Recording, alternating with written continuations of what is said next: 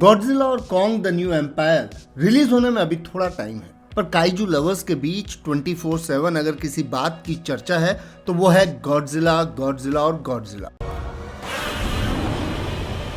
MonsterVerse, Kong, titans, शिमू, ये कुछ ऐसे नाम हैं जो लोगों के दिमाग में रह रह के घूम रहे हैं, और ऐसा होना बनता भी है। आखिर जापान की सुशी के बाद वहां के बारे में आम लोगों के बीच सबसे ज्यादा कुछ फेमस है तो वो है गॉडजिला। अच्छा, तो मैंने भी सोचा क्यों ना बहती गंगा में हाथ धो लिया जाए, और इसीलिए आज के वीडियो में हम बात करने वाले हैं गॉडजिला के बारे में, जो 1954 में आई अपनी पहली मूवी के बाद से ही एक इंटरनेशनल पॉप कल्चर आइकन बना हुआ है। मुझे नहीं लगता कि यहाँ ये बताने की जरूरत है कि गॉडजिला एक ऐसा प्री हिस्टोरिक रेप्टाइलियन मॉन्स्टर है जो कई हजार सालों के बाद न्यूक्लियर रेडिएशन के कारण एक बार फिर से जाग उठा, और इस बार वो पहले से भी और ज्यादा स्ट्रॉन्ग और पावरफुल बनकर आया। पर मॉन्स्टरवर्स के इस जबरदस्त पावरफुल प्राणी को देखकर एक सवाल तो आपके मन में भी आता होगा, और वो ये कि आखिर मॉन्स्टरवर्स में इस स्पीशीज के बाकी गॉडजिलास कहाँ गायब हो गए। बात तो सही है। जाहिर सी बात है कि ये अकेला तो पैदा नहीं हुआ था, तो आखिर ऐसे में गॉडजिला स्पीशीज मॉन्स्टरवर्स में एक्सटिंक्ट कैसे हो गए? क्यों जली ना दिमाग की बत्ती? खैर वो तो जलनी ही थी। अब आखिर सवाल तो सचमुच लॉजिकल है। तो चलिए शुरू करते हैं आज का ये वीडियो और जानने की कोशिश करते हैं इस सवाल के पीछे की छुपी सच्चाई को। तो सबसे पहले इस पेचीदा सवाल का सबसे सिंपल और सीधा सा जवाब, और वो ये कि गॉडजिला स्पीशीज विलुप्त यानी एक्सटिंक्ट हुई ही ना हो। ऐसा मत सोचिए कि टाइम बचाने के चक्कर में मैंने ये बात आपको बोल दी। दरअसल इस बात के पीछे भी एक लॉजिक है, और वो ये कि जिस गॉडजिला को हम जानते हैं उसे हमारे सामने उसकी स्पीशीज के लास्ट नोन मेंबर की तरह पोर्ट्रे जरूर किया गया है, पर काफ़ी पॉसिबिलिटीज़ हैं कि इस दुनिया में, या कह लीजिए कि यूनिवर्स में, अभी भी उसके जैसे और भी कई प्राणी मौजूद हों, और उनको वो कंडीशंस नहीं मिली हों जो गॉडजिला को मिल गई थी, इसीलिए वो बस अपनी बारी का इंतज़ार कर रहे हैं। और वैसे भी जो इन्फॉर्मेशन हमारे पास अवेलेबल है उसके हिसाब से अभी तक मॉन्स्टरवर्स में गॉडजिला की स्पीशीज के फुल्ली एक्सटिंक्ट होने का किसी भी तरह का कोई भी डायरेक्ट इंडिकेशन नहीं दिया गया है। पर चलिए एक बार को इस आइडिया को हम साइड में रख देते हैं और मान लेते हैं कि जो नहीं होना चाहिए था वो हो चुका है। बोले तो अब मॉन्स्टरवर्स में एक ही गॉडजिला बचा है और उसकी बाकी स्पीशीज एक्सटिंक्ट हो चुकी है। इस बात के दो मेजर रीजन हो सकते हैं, जिनमें से पहला है म्यूटोप्राइम। जी हाँ, मैं बात कर रहा हूँ टाइटनस जिनशिन मुशी की। यार ये जापानीज बोलने में कितनी लिरिकल लगती है ना।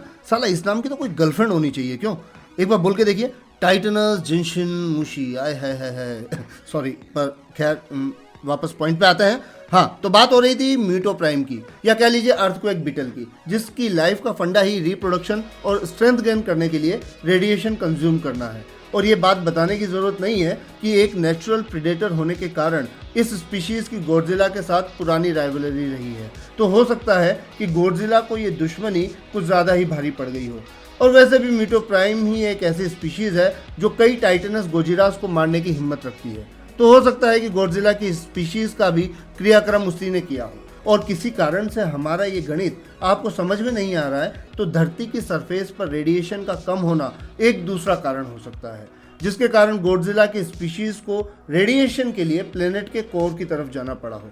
वैसे ये पॉइंट लगता तो बिल्कुल लॉजिकल है, और हो सकता है कि सारा खेल केवल और केवल रेडिएशंस का ही हो, क्योंकि अगर देखा जाए तो गॉडजिला बिना मतलब के किसी से पंगा नहीं लेता और ना ही किसी पर अटैक करता है।